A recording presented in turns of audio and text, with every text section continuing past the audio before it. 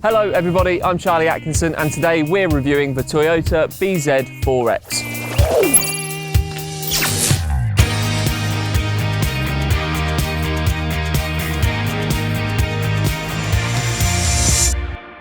Now it did take a while for Toyota to get their first electric vehicle out, and surprise surprise, they've done an electric SUV, so it's going to have to compete with about 40 million others. So we might as well start comparing it and start with the outside. Now let's be honest, it's not the best looking car in the world, is it? It does look a bit cheap, especially with these plastic cladding bits here, and it is a little bit off-roady as well. It's probably a bit similar to the Subaru we reviewed not too long ago, but there are still some nice features which we'll run you through now.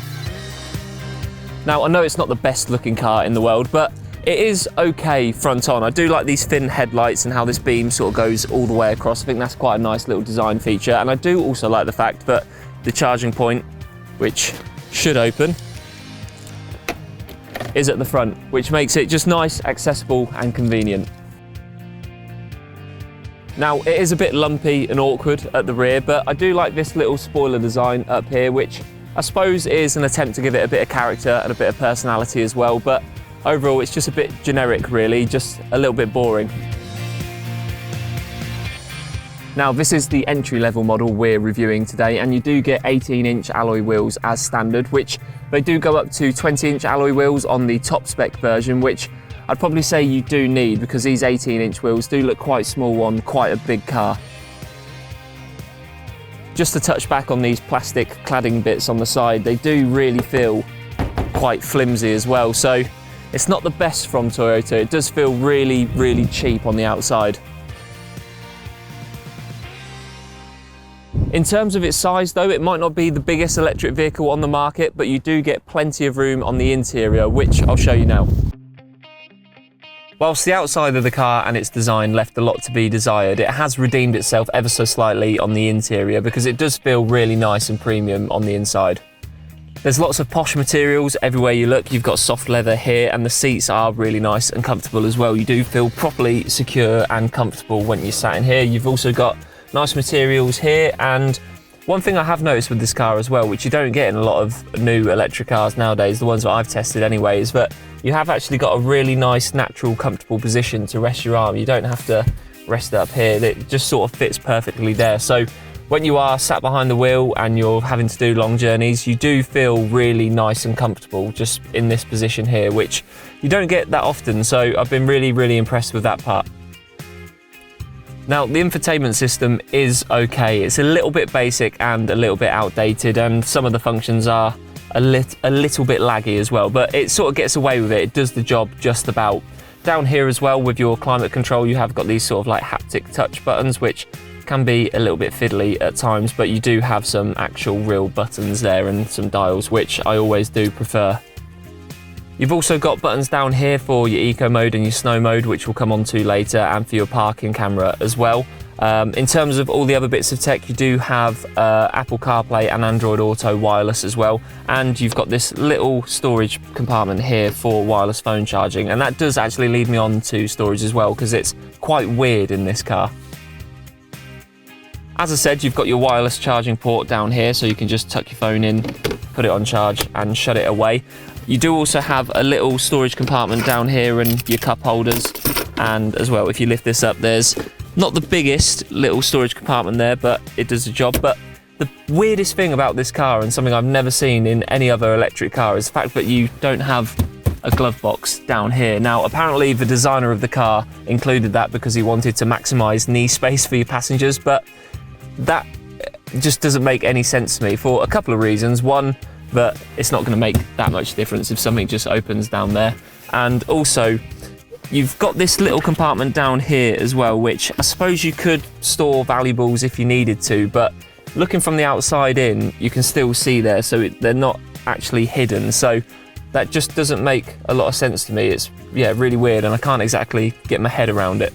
Now, just to come back onto the seats quickly, like I said, they are really, really comfortable, and for the driver's side, you do have four-way adjustable, which is nice and handy, but you do only have a lever for the passenger side, which isn't the end of the world. And yeah, that's about it for up front anyway. Overall, I'd give this sort of a B+ really, which, yeah, good job Toyota. It is also really, really nice in the back as well. I mean, even sat behind me who needs a lot of leg room in the front, I've got plenty of space in the back still and a nice amount of headroom as well. Again, the seats are really, really comfy. You've still got nice materials in the back and you've got this nice little armrest in the middle with a couple of cup holders and this weird sort of, I think it's for your phone anyway, so it fits in there quite nicely. You also have got 2 USB-C charging points as well. So yeah, could be pretty nice and comfortable in the back here for a long journey if I needed to be. So yeah, another good job. You've also got loads of room in the boot with 452 litres of storage capacity.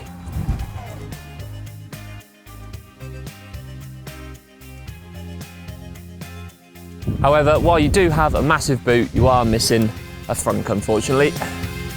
Now, before we take this thing out on the road, let me just quickly run you through the important bits. The Toyota BZ4X starts from just over £46,000 for the entry-level pure spec, which features a 150 kilowatt motor and a 71.4 kilowatt-hour battery, which offers 204 brake horsepower and a combined range of 270 miles. A motion version is available for £49,910, which offers the exact same battery and motor setup, but with a few extra details like a larger infotainment screen and puddle lights too. A 160 kilowatt motor all-wheel drive version is available for the Motion as well, which comes in at £52,500 and offers 218 brake horsepower, but a smaller range of 255 miles. The top of the range Vision model offers the same configuration as the all-wheel drive Motion model, but with 20-inch alloy wheels, kick-activated back door and a heated steering wheel too. Now, so far, it feels like I've been quite harsh on the BZ4X, but I will admit that it is a really, really nice car to drive when you're behind the wheel. Now, one thing that has really surprised me about the BZ4X is just how quick and nippy the car feels. For a car of this size, it does feel really, really sharp, and it does only have 204 horsepower, which I know isn't the most in comparison to some of the other electric SUVs on the market, but still it has got quite a lot of poke behind it, and you can have quite a lot of fun whilst behind the wheel of this thing. You have got to be a little bit careful though, because if you chuck this thing into a corner at a decent pace, it doesn't have a great deal of grip and it does lean quite a lot and chuck you about a bit, so you have got to be careful with that. I know it's obviously not designed to do that, it's not that sort of car, but yeah, just be careful because it is quite unnerving. As I've already touched on, this is quite a comfortable car to drive as well. The seats are really nice and you've got nice places to rest your arms whilst you're driving as well. But one thing that I have noticed, which is really quite annoying, is that the driver's display, which is where you control most of the car's settings, to be honest, you don't control it through the main infotainment screen. It is all done with this smaller second screen up here. It is sort of blocked off by the steering wheel, and you can only adjust the steering wheel slightly. There's not a great range of motion there, and for the most comfortable position for me, it does cover a sort of half the screen, so I do find myself having to peer over just to see how fast I'm doing and to see any other bits of information. So that's not the best piece of design I've seen in this car. Now, in terms of regen braking, the Toyota BZ4X has a regeneration boost button, which apparently allows you to drive this just using the accelerator, so that one pedal drive feeling. But ever since I've had this car, and I have only had it for a couple of hours, that button has been temporarily unavailable, so I haven't been able to test that out, which is quite annoying. I don't know if there's a certain setting that I have to activate in order for that to work, but yeah, I mean, I'd love to tell you more about that, but yeah, it doesn't seem to work for me at the moment, so that is also quite frustrating. I have also noticed as well that there's no rear window wiper, which is quite annoying because it's quite dirty at the minute and it probably could do with a little bit of a clean, but I've got no way of doing that, so that's quite annoying. And also, this car is really, really guilty of beeping at you constantly, which is one of my pet peeves for any car, so yeah, that is really, really getting on my nerves at the moment. The BZ4X has 3 different driving modes. You've got the normal mode, which I'm in right now. You've got eco mode, which is probably best used in and around town centres just to maximise your range. But you also have the snow mode, which doesn't just have to be used in the snow. All it does is give you a bit more traction control. So if you're driving sort of off-road or on uneven surfaces, it's just going to give you that extra level of control. So that's quite a nice little feature. As I said, I've had this car just for a couple of hours and I haven't been able to find anywhere to test that out, but yeah, it's a good feature to have in your back pocket if you need it.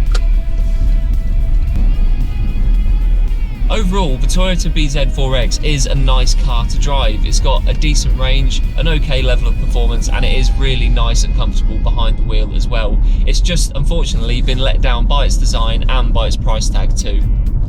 The BZ4X was Toyota's first entry into the electric vehicle market, and whilst it took them a little while to get there, there's still a lot of work to be done, I'm afraid. Don't get me wrong, it's nice on the inside and it's a good car to drive, but for a car that costs just over £45,000 and is similarly priced to the likes of the Volkswagen ID4 and the Kia EV6, it does leave you wanting just a little bit more. That's all for this video. If you liked it, then please do drop us a like and be sure to subscribe as well. For more electric car reviews like this, you can head over to our channel, and for daily news coverage, features and much more, you can head over to evpowered.co.uk. Thanks once again for watching, and we'll see you on the next video.